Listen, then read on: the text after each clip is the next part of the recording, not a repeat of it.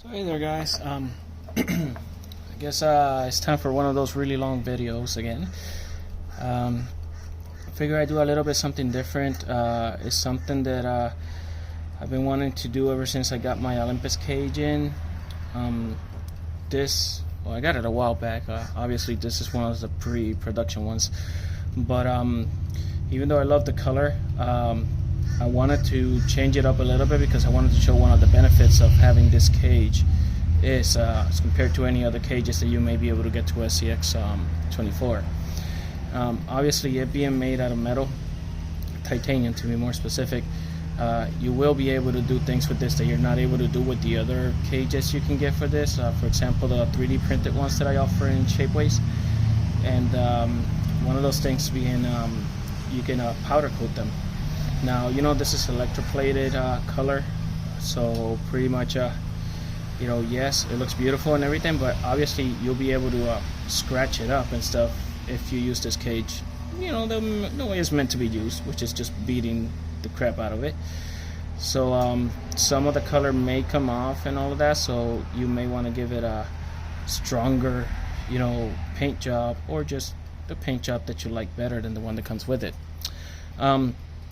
Just to kind of touch on a little bit of the details about the cage, a lot of people have been a little bit confused as to how the skid plate will mount onto this cage. You have a lot of holes here, and you understand that's not what you usually see on a SCX chassis, but the reason for those holes is that you can put the skid plate in different combinations of those holes, so that you can use different link lengths to mount up your, you know, whatever links you have in the skid plate that you have, because the SCX comes in many different variations. You know, the Jeep, the Depot, just a whole bunch of different ones. They just keep coming with new ones, and they keep changing the link lengths, you know, 2 millimeters longer, 4, 10, whatever. So having more options on those holes so that you can mount that skid plate will allow you to be able to use different combinations of those links, and to make your cage I guess more performance oriented. So that's the reason for those holes, and the reason it does not line up with your skid is because we do not make use of these bolt holes right here. Those are not used. We only use the holes for the dowels and the external holes. See how you have the 2 bolts right there on the outside, this one, this one? That's the only 2 holes that you're going to use. So that's the only thing that's going to line up with the skid, with the holes on the chassis. You will not find the holes for these 2 here. So, you know, just to clarify, because I've had a few people kind of concerned about that, like, okay, where does this go? Well, that's where it goes. It doesn't go. So that's that. Now, let me see if I can find... I had it somewhere around here. I wish I would be a little bit more organized, but oh, now I gotta take these out. Hold on, bear with me. You guys know I don't edit my videos, so this is pretty much how it goes. You kind of hang in there with me while I play around with metal. There we go, there we go. This is another thing that I've been asked.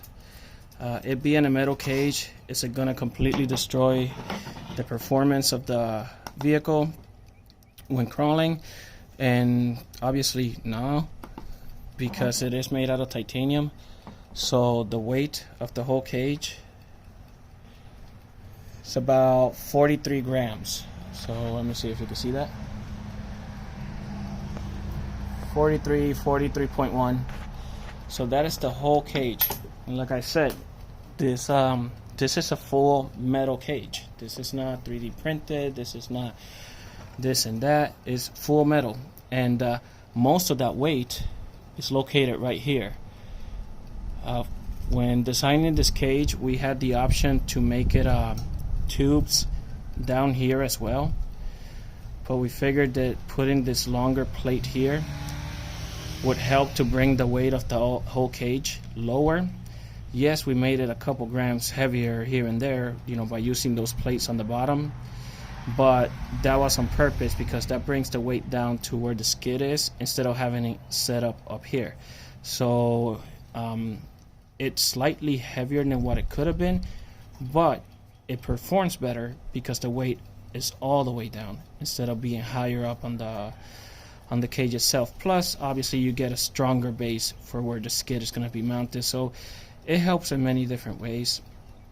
And if you want to set up batteries on the side, so you also have that, you know, nice plate there. But there's reasons behind all that craziness. Now let me see if I can mount this up again, since of course not planning things ahead, or planning them and not planning them correctly.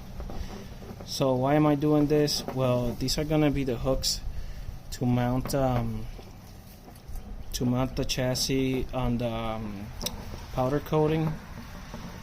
Obviously you're gonna have to mount it to where it doesn't touch the rails and all that, because you're gonna mess up the paint job. And like I said, we're going with powder coating here. You need, when you mount it, to get it powder coated. If you're gonna powder coat it yourself, of course. I'm not saying everybody should. I mean, you can obviously just use a regular spray can to achieve, you know, the paint that you want on these. Usually I use that enamel paint that they sell for you to paint your engine on your vehicle. That one works really, really well for these chassis, and it gives it that really nice, I guess, realistic look to it. But so right now, because we need the metal part to be able to transfer the electricity with the powder coater, that's why we use these metal I guess wires to hold it up in place. I'm gonna have to give it some kind of a arch here so that I can mount it properly. So let's see. Now the reason I said this was going to be a long video is because I want to go through the whole process of powder coating it, even though I am obviously not an expert on this at all. But I have done it here and there. You know, I have powder coated a few things and they did not turn out horrible. So this is one little thing that I could kind of throw out there for you guys to do if you decide to do it. And you don't have to do it just for this. I mean, when you get something for powder coating, you're obviously going to get more use of it other than just, you know, painting your RC vehicle. Now, bear with me, I have a big mess here, but I'm going to try to make this work out for you guys so you can see it good.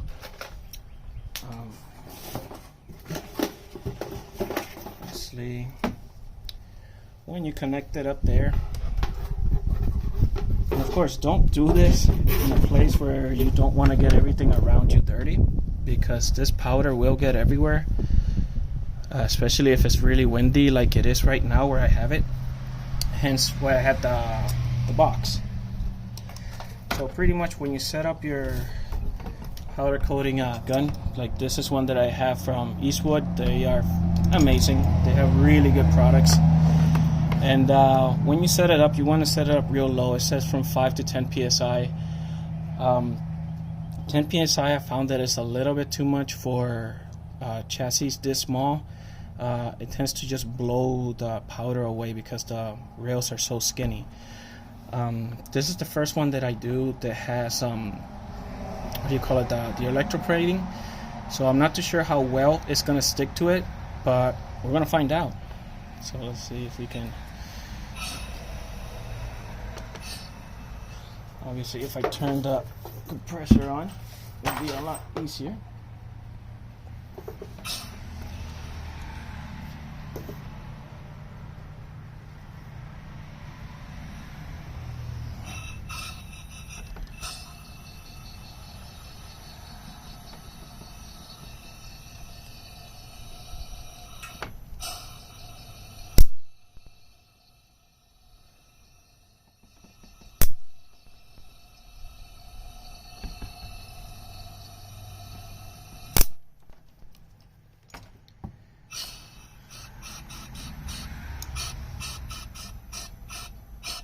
Kind of hard to see because that purple is really strong.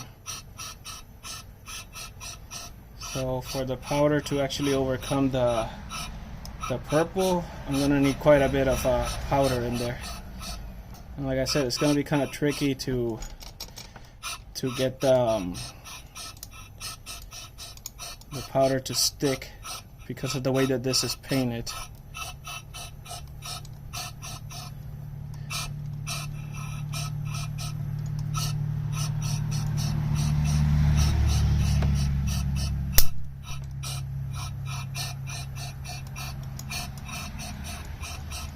Should be able to start seeing the blue right now. Now, for you guys that haven't tried this before, you do not want to shake this up too much, because if you do, a lot of that powder comes out and you have to kind of redo it again. Now, I think I made a mistake in how I filled up the canister. I put way too little powder in there. So I may have to put some more just so I can get a better spread when the air is coming out.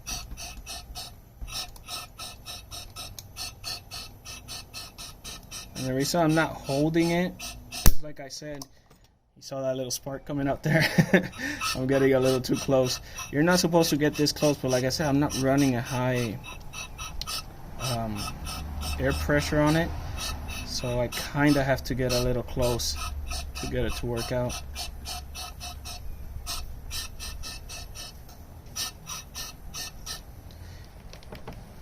See the difference in color already?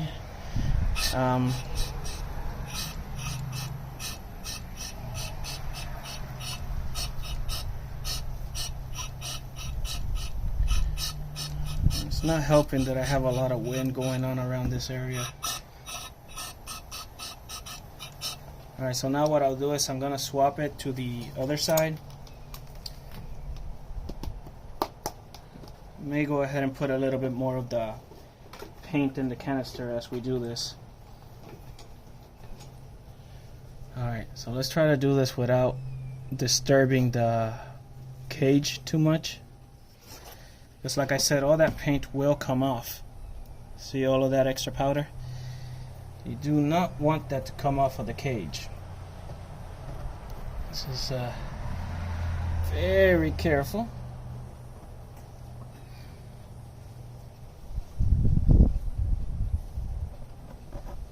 Like I said, I'm no expert in the matter, so you guys that are actual painters out there, don't hate me.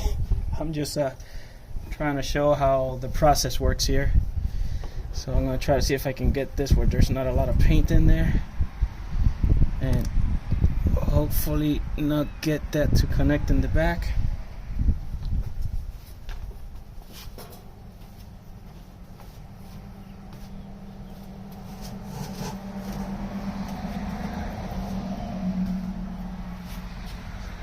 Right now what I'm doing outside of the camera is I'm putting a little bit more paint powder in the canister so that I can spray a little bit more comfortably, so more of that powder will come out.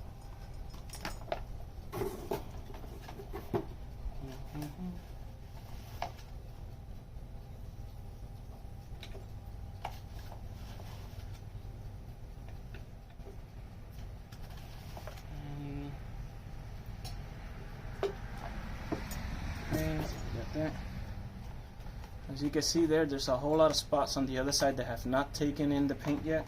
That's why we have to roll it to the other side. And go ahead and make sure that this powder is nice and loose in here. Another thing, you don't want that powder. If you ever buy powder coating equipment and powder, do not let it get close to humidity. Trust me, you'll find out why.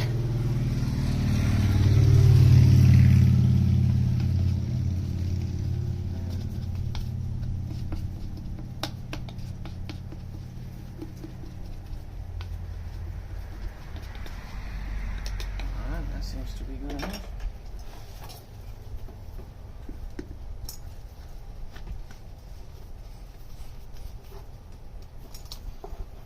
Okay. Here we go. I'm going to go ahead and try to get this going again. don't know if you're able to tell, but there's a lot more powder coming out now, so that's good. Now these plates are a little bit hard to really get in there. Now if you're wondering, yes, you can do a couple coats of this. It's not a problem. So like if you cannot get all the details here on this first powder coat, you could always put it in the oven and then take it out and put in a, you know, go at it again. I try not to do that because, you know, it's kind of ghetto. I kind of want to get it done in one shot, but you can. Again, that's coming from a non-expert, so don't hate me. So it's looking kind of blue, I think. I hope. I don't know, you tell me, guys. It looks pretty close.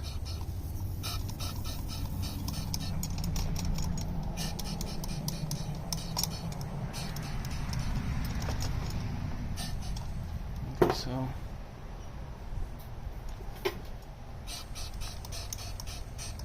I think we're gonna shoot it like that.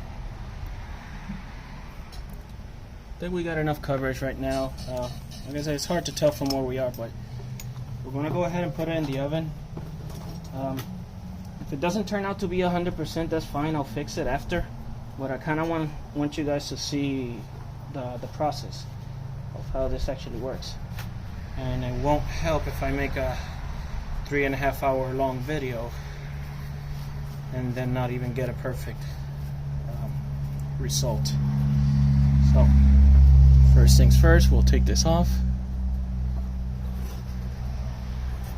And of course I touched the cage with my finger, so let's go ahead and fix that, because, you know, I like to mess things up before going at and finishing up. Oh lordy, I apologize for that.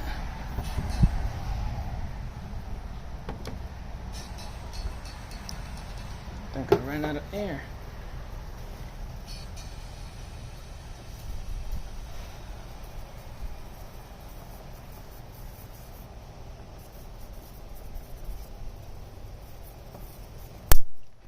Alright, so again, very carefully, hopefully not destroying the whole thing. Okay, so that comes off. Now we will do our very best to not disturb the paint.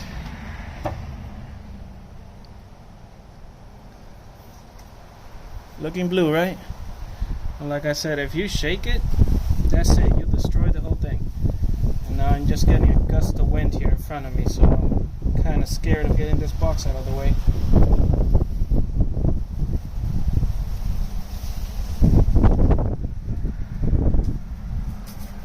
Okay, so let's go ahead and open the oven, which is extremely hot right now. I've had it preheating so that we can get this done in one shot.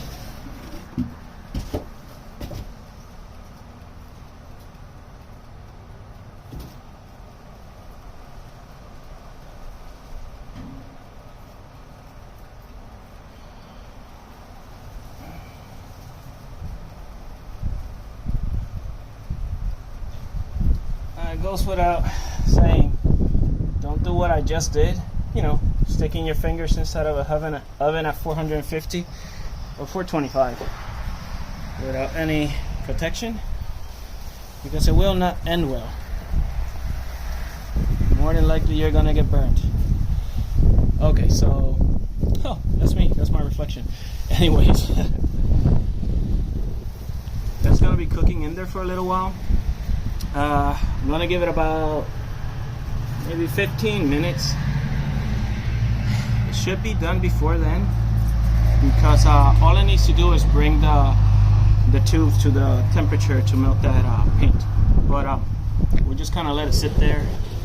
It's 425, and it'll go for 15. Now, while that cooks, I'm gonna go ahead and show you a couple more things to kind of keep you guys busy. and then we'll see. I have a feeling that I messed up one of the tubes on the left hand side, like around here when I was putting it up there. I think I touched the tube, so you'll see that imperfection, which is why you don't want to make a video while you're painting and all that stuff. But that's all right, you know, that's what we're here for, having fun and destroying things. Let's see, let's talk about some other stuff. Bam. All right, so we have this beauty right here. A lot of them are out there already, but I figured I'd kind of throw it in there to show you guys a closer view of it. There's this one in particular has those mofo monster truck tires, which honestly, for the price, I don't think you can go anywhere else and find something this good. You know, they're nice and soft, got the nice width. It really does fit the scale very well. So I gotta give it to him. He made something really nice here. The wheels, I know where he was going, you know, with the wheels.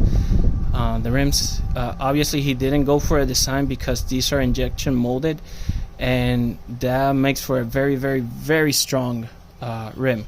So I appreciate that he did go that route and didn't go for the, oh, let's make a super beautiful rim, because honestly, if he did make one, it wouldn't be this strong unless he made it like out of aluminum or something like that, and those would have been extremely expensive. So I really do appreciate these wheels. If anything, you could always just do a 3D printed like hub plate, just put it in there and make it give it that nice wheel look. But the tires themselves, they're really nice, so definitely go ahead and get a set of these. They do the job, and because they're so soft, they take a lot of the abuse when you guys jump these guys. I've taken some flack because of the links that we use.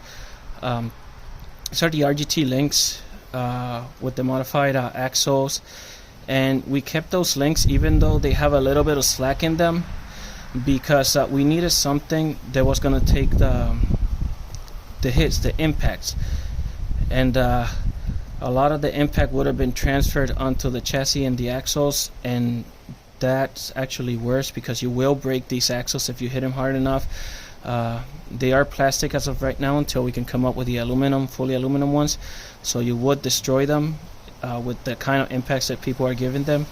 Now you can make it to where these links don't have that slight give, and that's by using the little O-rings that come with the aluminum links that you buy for the SCX24. Just put one on the side and it'll take up that slack if that's what you're looking for, so it gives you a more stable kind of run. Not that it makes a huge difference because you are running with these big old tires, which make it a bumpy run anyways, but if you want to do that, you can do that. That's, you know, as time goes on and we see how well this performs, you know, when it comes to sales, then we can keep adding upgrade parts to it to make it even better. But that's the major issue that we've gotten from the feedback from customers. But the chassis itself, as you can see, is all aluminum, and can use that ridiculous Godzilla motor in there, or pretty much any other surpass motor that'll fit into that kind of form factor. The other thing that people have had issues with is the speed. It's really fast, and there's a reason for that. When we piece together the kit, we put a pinion in there that is like the largest pinion we could fit, so that it will be as fast as possible under 2S power, because that's what the SCX24 comes with, and the 2S is the most appropriate battery to use with it.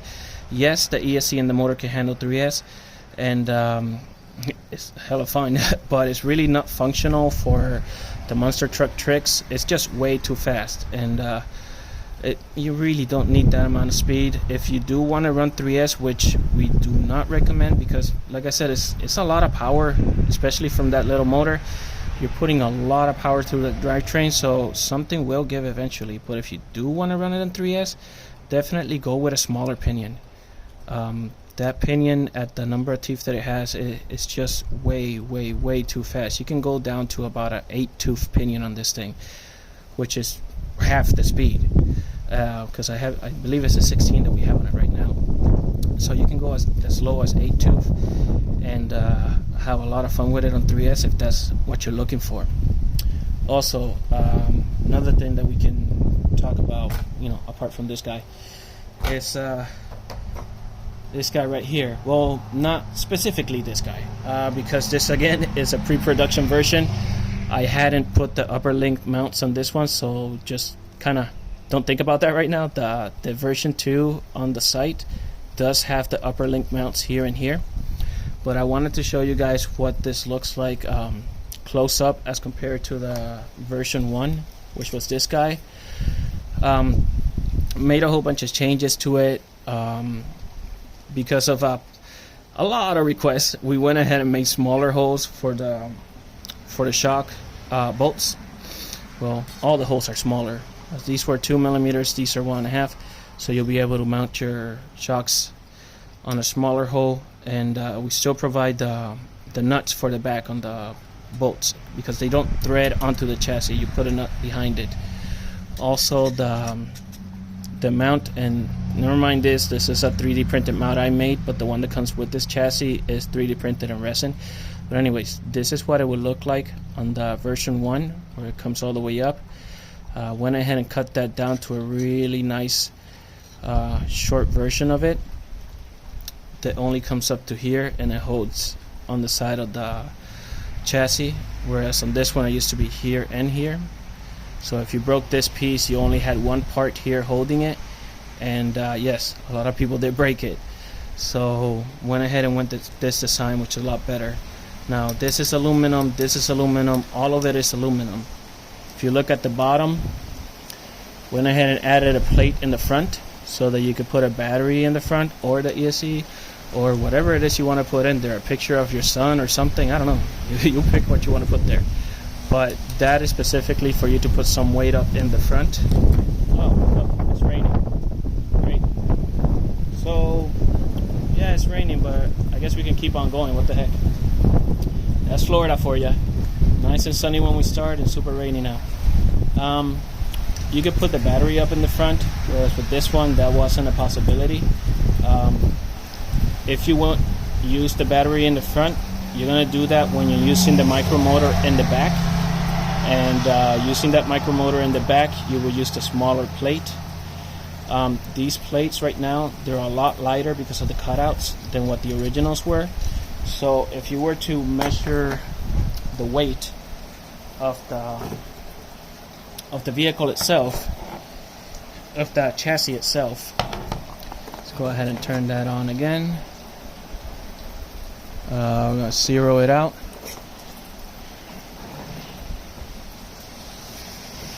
Alright, so this is the version 1, which comes in at right around 29.9 grams, or 21.9. There. So we'll take that out, and then we'll put the full aluminum version, which is 31, so around 31, give or take, around 31. So it's about 1.1 or 1.2 grams heavier, being fully aluminum, not plastic. So a 1 gram difference, making it extremely strong. Oh yeah, and it's got the plate in the front as well, where this one doesn't. So it's actually extremely light when compared to the other guy. And if you notice, we also removed these aluminum pins right here that hold the plate in place. These plates actually match up to the chassis itself, so you have a lot more room not having these in the way to be able to put whatever it is that you need in there. So yes, it is a lot more practical doing it this way without having to put all these, you know, red pieces here and those right there. So all of that room is opened up for you to work with, and it just makes for a much better chassis design. I guess the rain is gone now. But anyways, there you go, guys. That's Florida for you. And come on over this way. Now, if you were to go with the Komodo up in the front, then you will have this plate to use for the electronics. And notice how much more room you have with this plate for electronics in the back, having the motor up in the front. This is a comparison of what the plate used to be on version 1, and that's the longest plate that you could use on version 1. Version 2 is longer and much lighter because of the cutouts. So the chassis will still be lighter even though it's fully, aluminum. As for the battery tray, if you were to use the stock battery, that's what it would look like. So it's still nice and concealed in there.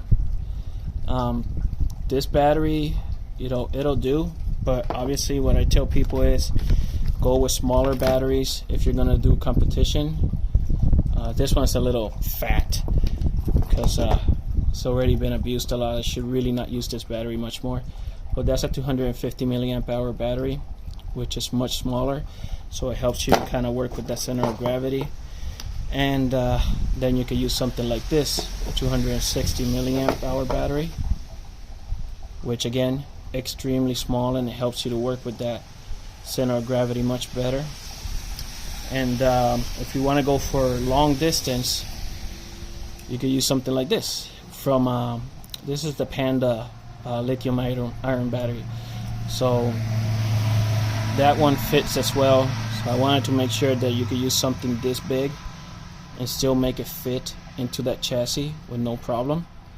So you can have a competition V2 side chassis with a 500 milliamp hour front facing battery that'll be extremely competitive, even if it's this kind of batteries that you're using.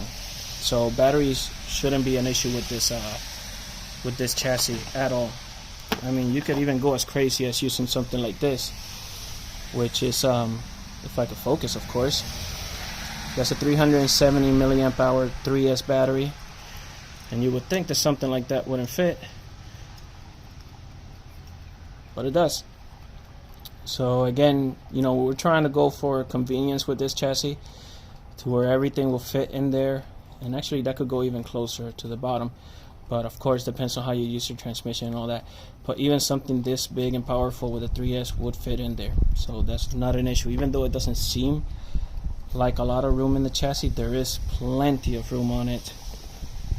I mean, even this battery here still fits there very nice, and it still has wiggle room in there.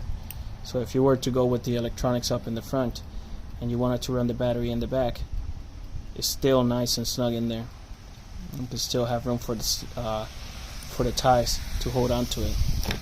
So again, a lot of details in this chassis that were changed. Even though it looks very, very similar to the original, it is very different and much more competitive right now. But that's the V2 side chassis.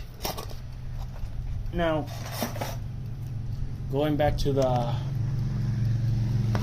paint booth, if you look closely, I mean, you could already tell that the paint has melted. So even though it hasn't stopped, we could take it out right now, and I should probably get something to pull it out.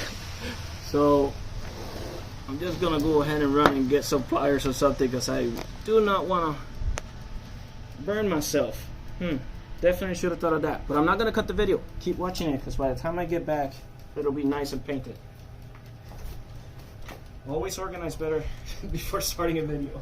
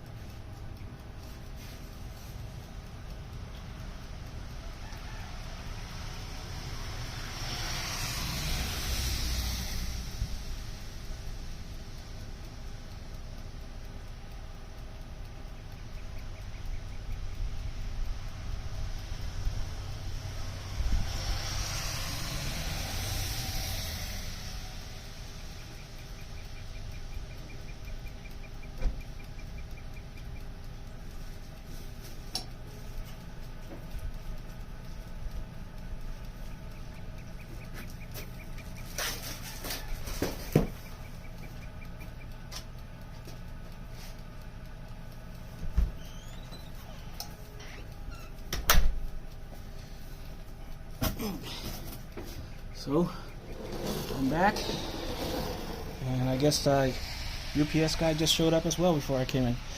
Okay, here we go. So obviously you got to be super careful here.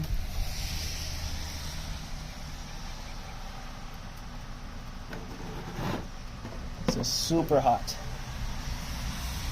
So this is not what you want to do when you're painting something like this. You kind of want to turn off the oven and let it cool down in there.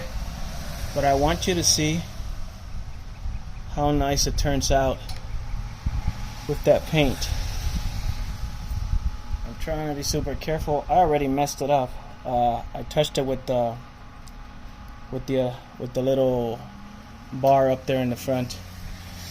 So I already ruined this paint job, but I'll fix it. But anyways, that's what it looks like when you powder coat it. Looks really nice.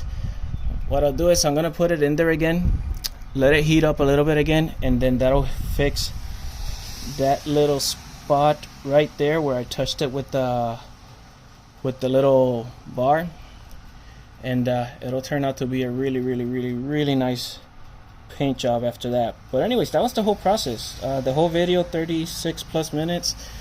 That's the whole process of powder coating it, and I hope I answered some of the questions that you had on the other things, other details. And I'm gonna leave it at that because this has been a very sketchy video so far, and honestly a lot of safety precautions were not followed, so hopefully YouTube doesn't kick my video out. Anyways, thanks for watching, guys. And I hope I didn't ruin your whole day with this long ass video.